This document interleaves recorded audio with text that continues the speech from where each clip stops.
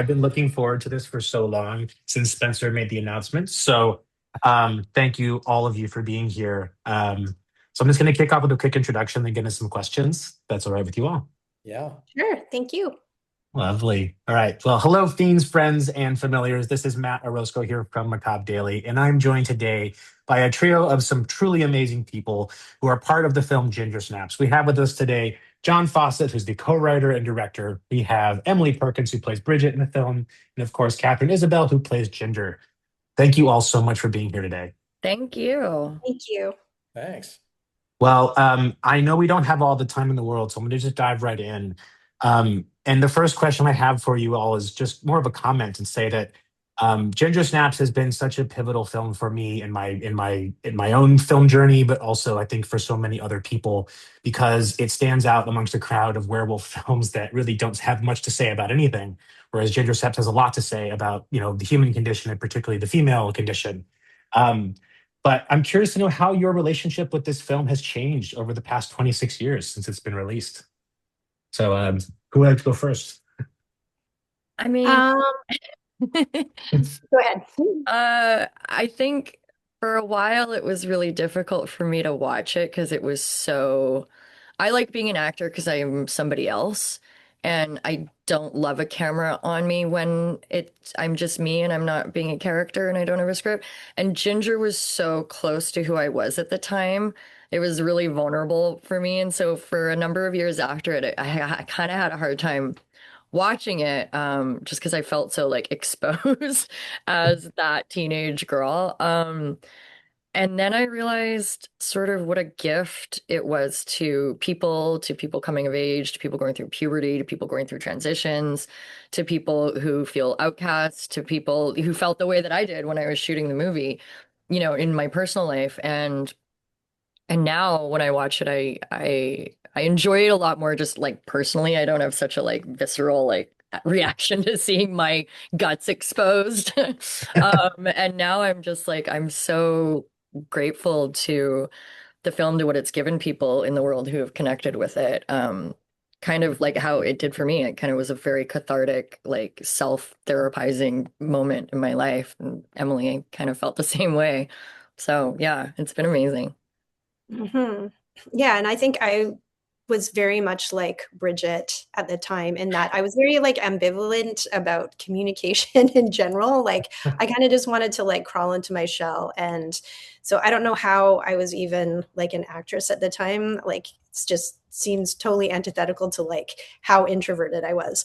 But over time, like I have really come to value that experience and having that opportunity to connect with people because I still have people coming up to me to this day saying like, "Hey, I really connect with Bridget and Ginger. Like they were what I was like, and that was the only time I saw myself reflected on screen." That is just such an amazing thing to hear. Like it's so rewarding that yeah, I wish I could like go back and tell the younger me that like that was going to happen. So like it's okay. You can relax. It's okay Totally. to have It people was like the first time that you and we'd stuff. seen people Yeah. like ourselves too, Mhm. like to be Yeah. able to get the chance to play characters like that. So, Mhm. Yeah. it was important to us. I love those Mhm. stories. I have a similar thing. Uh, this was very much like, not just kind of a work of love, but like it really was like my career. So it was like everything about this was important at the time. It was about me trying to kind of show what I could do to the world.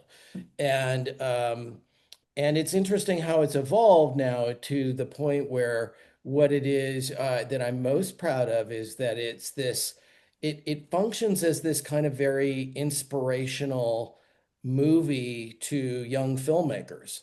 Mhm. And, I don't disagree. Like, I love these stories that you guys do, but from a film point of view, people look at the, like, we made this for like not a lot of money. It was a low budget movie. And just so I think I'm so just proud of it when people find inspiration and think that I can do that too. And so that's just the 25-year later kind of way of looking at it, because now, I got a career from, I guess I was directing television at the time, but my career, I got a career from Ginger Snaps, and now I'm just excited when it inspires the young directors. Yeah, well, it certainly is an inspirational film for a lot of folks, whether either filmmakers or not. I think it's just a great film all across the board. Um, and one of the things that was so fascinated by when we were watching some of the special features of this release was that, John, you'd mentioned there was this intrinsic chemistry that, Catherine and Emily had even before filming started. And I'm Hmm. curious, for Catherine and Emily, over time, especially you had like a prequel and a sequel that happened after this. How did your relationship continue to evolve up to even today? I mean, we were kind of sisterly before this, and even when we haven't seen each other for years on end, like I saw her last week, and we were just like, oh, click. We're back to this is my lifelong sister. She Yeah. really taught me a lot. I was a young, dumb kid who like lived on an island. And she taught me so much about like, yeah, women's studies and the world and history and like your place in it and like all this stuff that I was like, huh, wow, I never thought about this before. And she was really deep and kind of like she was my big sister and my mentor for a lot of things at that time in my life. And that's Oh, funny because I think of you as like the big sister in so many ways because you just have so much confidence that I have never had. And like for me, like I was in awe of you when we were younger, and I still am. Because you just like you have this way of expressing yourself that's just so like free and natural. And I've always been a bit stilted. So I think we have something we connect. We just Yeah, love something about the other person that we feel we don't have as strongly. we Even though, complete like, each you are other. like the smartest person. You are the smartest person ever. I don't know why you say that about me, but yeah. So we've known each other since we were very young, and we always knew like that's the other girl at school who's an actress, and yeah. So it feels like we're like sisters in real life, We honestly. got to play sisters again, by the way, in a We did. Selena Gomez movie. We got to be the evil stepsisters in another Cinderella story, and we were the complete opposite of Of Ginger and Ginger and Bridget. Bridget. It Yes, was really funny. it but you was a get to be riot. sisters, and I think that, I mean, one, Mm, like the camaraderie that just exists on like between you all now, and that includes you, John. I mean, I think there's just so much that goes into making films. Getting made are miracles, just plain and simple. And a yeah. lot of it is the people you work with to get them made. And so just the fact that there's this shared mutual admiration and respect for each other, even then, right? This is 20 plus years ago, Yeah. is such part of the magical recipe that makes this film so successful. And John, something that really resonated with me is something you said at the beginning of one of the documentaries, is that you part of your inspiration was that you hadn't seen a lot of great werewolf films up at that point. Yeah. American Werewolf in London was the one you called out, and of course Karen Walton brings kind of a lot of what I consider to be the heart of this film in a lot of ways, because she brings her lived experience into so much of Ginger and Bridget's life. But has your perspective changed since Ginger Snaps in terms of the werewolf genre? Do you still think that that we're there? It's few and far between as far as the quality and what they have to say. I don't know. I mean, like I'm trying to think what I've kind of seen. Where the werewolf genre doesn't, people don't attack it that often. It's So true. I don't know that I've seen much, to be perfectly honest. Um, I see things uh that have definitely been inspired by Ginger Snaps, really, sometimes really amazing movies like Jennifer's Body. Yeah. And some other horror things where you can feel, it, and that's quite flattering, honestly. I'm always thrilled to see, or Sabrina Carpenter putting like Ginger Snaps, Ginger on the picket fence. Like I'm very flattered by that, because it's just that is part of the legacy of this movie, and for me, I think it was just with these two on, because I was a young filmmaker. Like they were young, but I was young, right? I was really young.